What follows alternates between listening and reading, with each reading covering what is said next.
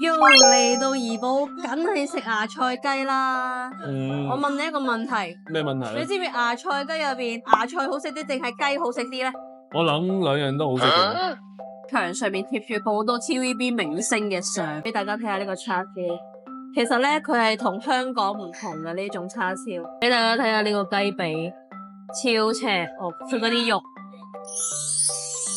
怡保嘅芽菜同我哋平時喺香港食開嘅芽菜係唔同嘅。雞肝最新鮮嘅程度咧，佢係落咗好少調味料啦，你可以食到食材本身嘅味道，然後咧佢用嗰啲麻油調味咯，好香啊，係，即係我食到膽固醇爆表都要食。點解要帶大家嚟喺怡保騎馬呢？就係因為咧呢度有一個獨有嘅景啦，就係有一個好靚嘅湖邊，同埋有呢個山啊。我呢度第二個 check point 啊，呢度咧同一般嘅學騎馬嘅賽馬場唔同啊，因為佢呢度個湖景咧真係好靚，好靚，有山有水喎呢度。馬來西亞同香港有啲相似嘅地方就係兩邊都會有賽馬嘅。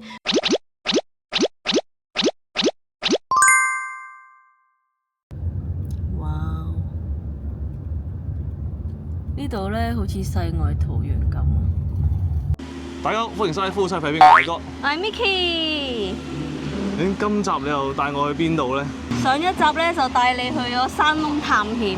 今集就特別啲，帶大家騎馬好特別嘅。啲人一睇到你張相咧，就知道你喺怡保。點解咧？因為咧我哋就要喺呢個山窿旁邊同埋湖邊騎馬。因為咧怡保最適力場就係鏡湖啦。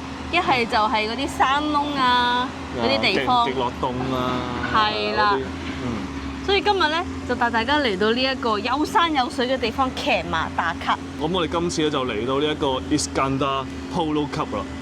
哇！點解你會識讀 Iskandar Polo Cup 嘅？嚇！Iskandar 係馬拉文嚟嘅喎。Google 大神教我嘅。好啦，我哋而家咧就嚟到呢個入口處啦。佢呢度咧就係免費泊車嘅。咁入口咧就買飛，你買完飛咧就可以入去噶啦。咁建議大家咧就朝頭早嚟啦，因為朝頭早咧冇咁曬之餘咧，晏晝啲馬要食飯同埋休息噶。如果你哋錯過咗12點前嗰一轉咧，就要去到3點後先有得騎啦。係啦。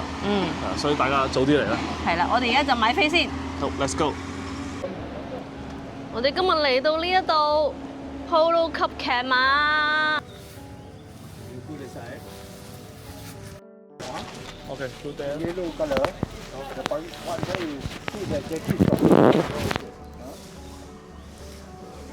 而家咧，我哋喺呢度買飛啦。呢度買飛咧就係80蚊馬幣，30分鐘。好啦，我哋咧啱啱咧就買咗呢張飛啦，然之後咧我哋就再揸架車入嚟呢個位。咁呢一度咧就係一個馬棚嚟嘅，可以見到咧已經有好多隻馬喺度。等緊我哋去騎佢哋。係啦，我哋咧而家咧就可以去揀嗰啲馬，睇下有咩顏色可以揀。我哋咧因為諗住過嚟體驗一下啦，所以咧我哋就買咗一個人先。如果真係好好玩，騎到嘅話，再買多半個鐘。呢度咧見到有一堆小朋友咧，其實喺度上緊堂。咁呢度咧有好多隻馬，入邊嗰啲馬咧好似好靚咁。哇！佢條椎好大啊！唔係喎，死啦，錄咗音啊！點解佢要扯旗嘅？但係哇！頭盔咧就唔係第一次戴啦，但係戴住頭盔騎馬咧就第一次。我哋上馬之前咧就要做足安全措施啦。咁啊，戴頭盔先。哇！大家望下呢一片嘅草地啊，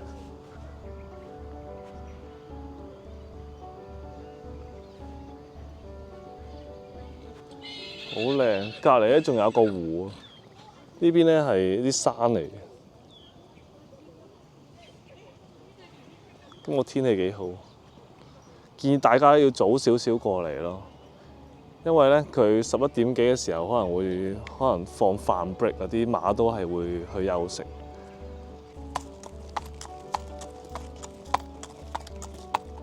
如果大家過到嚟咧唔騎馬嘅話咧，都可以喺隔離嗰啲湖畔咧可以影下相啊，可以同啲馬再影下相。咁個收費會再平啲。呢度咧就係啲馬休息嘅地方啦。咁佢哋每次出嚟之前咧，都喺呢度着衫。呢度咧都有一匹白色嘅馬。呢啲有馬蹄鐵嘅喎。馬蹄鐵係邊一隻？啊，咪就係。即係佢哋隻腳嗰度。個指甲嗰度會裝咗一嚿鐵喺度。哦。如果啲馬跑得太快嘅話，會磨蝕嗰啲指甲。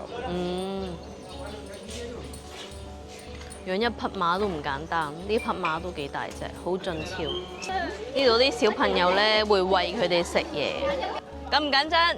第一次騎馬，冇緊張過。好似咧第一次可以騎啲咁大匹嘅馬喎。係咯，同埋咧好多地方有體重限制。好似你啲咁鬼大隻，好似我呢啲咁重嘅人咧，好多時候咧佢都唔俾我哋騎馬。係啦。啊，咁呢度咧就冇嗰啲體重限制啦，你就可以騎馬得多。但係咧，我相信呢一隻咧可以承托到你嘅重量，因為佢都幾大隻喎。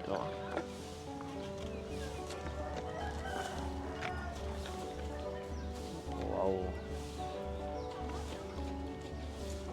哦，咁摸下佢。哇！哇！咩感覺啊？好得意啊！好搖嚟搖去。好唔穩陣咁樣嘅喎，好似不過好得意喎呢個體驗。喺呢啲咁靚嘅環境騎馬，我覺得你騎咗呢匹馬咧，好似感覺特別高咁樣喎。係咪因為佢好大隻啊？係啊。你好似搖搖欲墜咁喎。係啊。哇！喺呢一個咁靚嘅環境下邊騎馬。如果我真係要去學騎馬嘅話，應該點樣咧？係咪呢邊有得真正學騎馬㗎嘛？應該就係啦。係咯。條腰咧，好似要坐到好直咁樣。係咯。係嘛？我驚跌落去。唔係行入去草地嘅咩？喺呢度嘅。佢呢一個咧就係第一個 check point 啦，佢俾你影相打卡，係咯，都幾型喎呢個位。後邊係一座山嚟嘅，好驚唔驚？佢鬆咗手。又唔驚嘅，但係咪覺得好神奇可以騎馬。點解要帶大家嚟喺怡保騎馬咧？就係因為咧呢度有一個獨有嘅景啦，就係有一個好靚嘅湖邊，同埋有呢個山啊。怡保咧其實出名咧就係有山有水啦，但係咧其實去嗰啲鏡湖啊，即係嗰啲比較傳統嘅景點咧，就會難免有啲悶嘅。尤其是我哋呢啲咁中意戶外活動嘅人咧，咁就一定要過嚟呢度騎下馬，跟住打下卡，影下相。幾超啊！成個環境。我呢度第二個 check point 係嘛？應該係。呢度咧同一般嘅學騎馬嘅賽馬場唔同啊，因為佢呢度個湖景咧真係好靚，好靚，有山有水喎呢度。係啊，好靚係咪？係啊。我應該點影啊？幫你影相啊。係啊，影下先。1、2、3。哦，佢食草啊！即刻，係咯，其實都危險嘅呢個位。哦，俊俏嘅馬，好似以前古代打仗嗰啲。你幻想自己騎馬打仗？咩啊？以前嗰啲唔係着住盔甲，然之後攞住把長槍，然之後捅死人嗰啲。呢個環境咧就真係好靚咯。即係平時咧，你學騎馬都唔會喺呢啲環境嗰度騎，所以呢個咧都好特別咯。同埋我見到好多人喺度釣魚喎。你如果唔過嚟騎馬咧，可以喺度釣魚啊，可以喺度霹靂啊，野餐都幾靚咯呢個湖畔。係啊，因為咧通常你去到鏡湖咧，都係望住呢個湖同埋即係望住啲山同埋個湖景，所以嚟到呢度咧，小朋友有嘢做，大人有嘢玩，呢個景點係真係幾唔錯。你覺得自己好似騎士啊？係啊，我哋中古時候嗰啲騎士。我諗咧，你換人咧，佢係沿路折返行翻去嗰個位，跟住然後俾你換人再出嚟咯。係咯，應該咁樣兩轉應該差唔多。係咯。如果大家淨係諗住過嚟，即係體驗下騎馬嘅話咧，30分鐘都夠㗎啦。係啊。係咯，即係一個人騎10零分鐘。如果喺香港要咁樣騎馬咧，應該都好貴。我頭先上網 check 個價錢，如果真係有人教你嘅話咧，私人教練半個鐘都要成400蚊左右咯。但係如果康文署嗰啲，即係政府嗰啲就平好多，就100零200蚊都有。呢個位咧，就算唔騎馬喺度野餐都好正。係咯，釣魚都幾好玩嘅。係。而家佢就咁樣，好似俾少少錢咧，就有得幫你 set 場 set 到咁靚。而家咧騎咗10零分鐘，哇！偉哥落嚟換我上去啦。嗱，好啦，到你啦，係咪都幾大隻呢隻？係啊，呢隻馬咧係我騎過都算最大隻喎，真哇，係真係有啲緊張喎。係嘛？係啊。呢一隻咧同上次 Eden 騎嗰隻細隻嘅小馬唔同啊！呢一個咧係真係令人會緊張㗎。哇！佢呢而家有一個俾我哋影相嘅時間，其實真係幾驚啊！我明白啱啱偉哥咩心情，但係幾靚啊咁樣。其實喺馬來西亞呢邊騎馬咧係一種比較休閒消遣嘅活動咯，因為喺香港騎馬可能係比較有錢或者貴族先可以做到嘅嘢，但係咧喺呢一度係平民都可以做咯。所以我覺得都幾唔錯。馬來西亞同香港有啲相似嘅地方就係兩邊都會有賽馬嘅，佢哋定期咧都好似喺香港咁樣咧會有一個跑馬日啦。係點解咧？因為咧馬來西亞同香港咧都係英國嘅殖民地啦，所以咧佢哋嘅文化有啲相似嘅。因為賽馬咧係英國嘅文化嚟㗎嘛。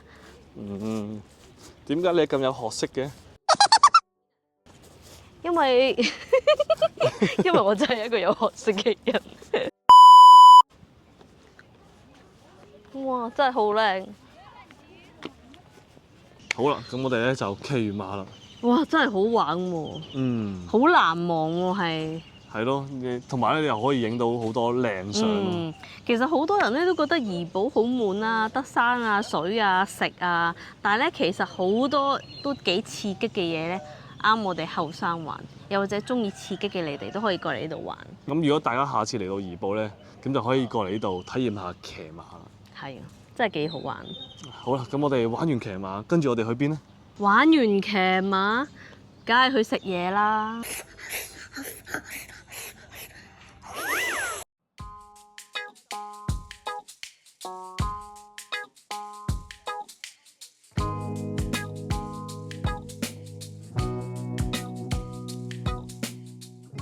喲，嚟到怡保，梗係食芽菜雞啦。我問你一個問題。咩問題咧？你知唔知芽菜雞入邊芽菜好食啲定係雞好食啲咧？我諗兩樣都好食㗎。點解咧？因為佢出名嘅係芽菜雞，並唔係芽菜或者係雞，佢係芽菜雞。唉，唔講呢啲啦。大家知唔知咧？原來怡保出名芽菜雞係有原因嘅。因為咧佢有山有水，而且咧佢個水咧係特別清甜嘅。OK。因為佢用咗怡保嘅水種出嚟嘅芽菜咧係特別又肥又矮，肥嘟嘟，好 juicy 嘅。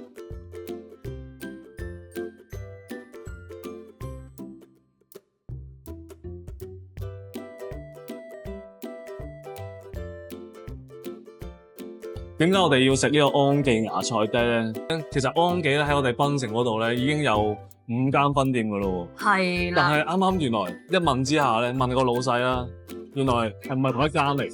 原來係有家族生意。係有家族生意，佢係佢堂姐開嘅，個檳城嗰5間。係啦。係啦，咁所以咧因為檳城嗰幾間咧，我哋都食過啦，咁啊都好好食啦。係。咁啊，所以咧特登過嚟呢度嘅發源地。呢個怡保呢度咧，就試一試佢真係第一間嘅安記，好唔好食？係啦，頭先咧，其實我哋睇咗個 menu 啦，佢係同我哋喺檳城食嗰間係唔同嘅。呢度得胡鬚雞，係啊，呢度得胡鬚雞同埋菜園雞咯。係啦，但係咧檳城就有肉雞嘅。係啦，同埋檳城咧係最好食嘅，我覺得係嗰個凍雞。係啦，咁呢度咧就冇噶啦。跟住咧檳城嘅叉燒咧係用雞肉嘅。咁而呢度咧嘅叉燒咧係真係豬肉嚟，所以咧佢都係有少少出入嘅，所以我哋依家咧就試一試究竟有冇啲咩分別咧？係，定係都係咁好食咧？其實咧最正咧，我諗就係呢個叉燒咯，俾大家睇下呢個叉燒。其實咧佢係同香港唔同嘅呢種叉燒，我覺得佢係特別甜啦，同埋佢嗰個風味咧係好開胃。頭先咧我哋落 order 嘅時候咧，佢話個叉燒已經賣晒，跟住咧佢突然之間變咗2條出嚟，係咯，所以我哋有得食下佢呢個嘅叉燒，俾大家睇下咧。佢哋呢度叉燒咧，同我哋嗰種叉燒係唔同嘅。佢哋係咧習慣用呢啲3層肉咁樣嘅叉燒。好食啊！呢片入口即溶喎。咁正？尤其是係佢啲油脂位喎。係咪好食啊？好食喎。呢個值得叫，大家一定要叫。但係佢同我哋嗰啲香港嘅叉燒有少少唔同。佢係偏甜少少啊。呢種係介乎叉燒同東坡肉之間嘅感覺，係咯，但係好開胃，好適宜送飯。試下佢嗰個河粉先，佢呢度好出名都係佢嘅安記嘅河粉。跟住我哋頭先入嚟咧，係見到咧牆上面貼住好多 TVB 明星嘅相，係咯。原來佢係一間老字號嘅鋪頭啦，佢喺80年代已經喺度。算唔算係呢度已經最耐嘅雞飯之一？都算係數一數二嘅，因為呢一間鋪頭咧係當地人都介紹我哋過嚟食。哇，好滑喎佢個河粉，同我哋第一日食嗰間真係天同地比。大家嚟到怡保咧係會見到好多芽菜雞，但係唔係每一間都好好食嘅。係咯，同埋有時啲 Google 評分咧，我覺得都唔一定係準確。係啦，佢有一啲係真係好高分嘅，4.5分啊，4.6分。但係咧，其實入到去咧，我係覺得麻麻地咯。係啊，呢一間咧，大家如果睇 Google 評分唔會過嚟，因為佢得3.3分。我本身睇 Google 評分嘅時候，我都嚇咗一跳。點解喺檳城咁好食嘅雞喺呢度會咁低分？係咯，但係入到嚟食係好好食咯。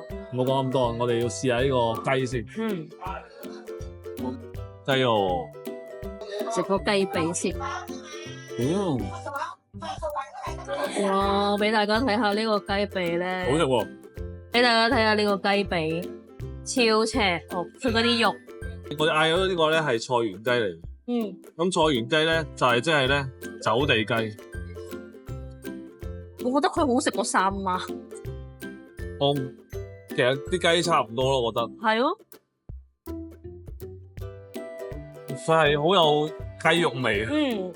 同埋咧，佢唔係話嗰種嗰啲肉雞咁樣咧，好滑啊！佢係有啲都嚼口嘅。佢雞味好濃喎。係啊。同埋佢唔會韌咯。雞有雞味咯。可能因為我食呢個係雞髀雲，特別滑。我覺得呢個好正喎。大家嚟到呢度要食呢一間，mark住佢啊，係。同埋呢個位置咧，佢個位置係好方便，因為呢度係商業街咧。你食完嘢之後，仲可以買下啲柚子啊，買下啲手信啊。呢個位置係冇得輸。好，跟住又試下個芽菜啦。你有冇發覺咧？怡保嘅芽菜同我哋平時喺香港食開嘅芽菜係唔同嘅。有咩唔同啊？短啲咯，肥啲咯。係咯，佢呢度咧，怡保嘅芽菜咧又肥又矮喎，係嘛？我特別好食喎。香港食嗰啲咧係長長細細條噶嘛。係。呢度咧，即係芽菜係特別甜同埋特別 juicy 喎。好爽口啊！好好食喎呢啲芽菜。其實咧，佢呢度嘅雞筍同埋雞肝咧，又平又靚又正，6蚊雞就咁大碟。而且係勁新鮮咯，都幾大兜啊！大家睇下呢個雞肝，最新鮮嘅程度咧，佢係落咗好少調味料啦，你可以食到食材本身嘅味道，然後咧佢用嗰啲麻油調味咯，好香啊！係呢個食到膽固醇爆標都要食。不過旅行就話啫，唔好日日食就 O K 啦。因為唔係喎，呢個油飯都幾好食喎。啱以為咧，咁佢啲油飯咧，嗰啲鬆鬆散散咁樣，唔係幾好食啊！食落去咧，嗰油香味好重。我本身係見到嗰隻顏色咧，諗住冇料到。係啊。好食喎。好香喎！呢一間勁推薦大家嚟啊！啱老闆咧就推薦咗我哋呢杯嘢，桔子酸喎。其實嚟到檳城怡保啊，即係馬來西亞呢一邊咧，好熱㗎，要飲啲酸梅啊，消下暑。哇，好開胃呢杯嘢。其實佢有少少似沙利水啲 friend，即係都係一啲消暑嘅飲品嚟。係啊，因為馬來西亞呢邊最出名就係沙利水啦，同埋呢個豆蔻水。啊，呢杯桔子酸梅咧都好正，我覺得。哇，點解我哋唔早啲嚟呢一間食啊？呢一間真係好正。係咯。仲要佢有冷氣，係有啦，覺得又舒服。係啊，我覺得呢一間佢唔會輸俾呢個檳城嗰幾間。係啊，同埋佢唔會輸3碼去呢間。係咯，但係點解冇人介紹嘅？咁少人介紹呢一間嘅。等你介紹啦。係啊，就係要等我哋嚟呢度介紹，大家就記住嚟呢一度啦。佢呢度啲叉燒好把炮喎，佢話佢一開門2個鐘頭就冇晒。好啦，咁我哋繼續食嘢先啦。食飽先有力去玩噶嘛，係咪啊？一陣你帶我去邊度玩啊？等陣你咪知咯。我哋啱啱就泊好車啦。呢間酒店咧，應該就係全怡保最貴嘅酒店。好靚啊！喺個山洞入邊真係好有 feel。呢個好邪惡啊！呢個鵝肝，我覺得呢一個咧好正。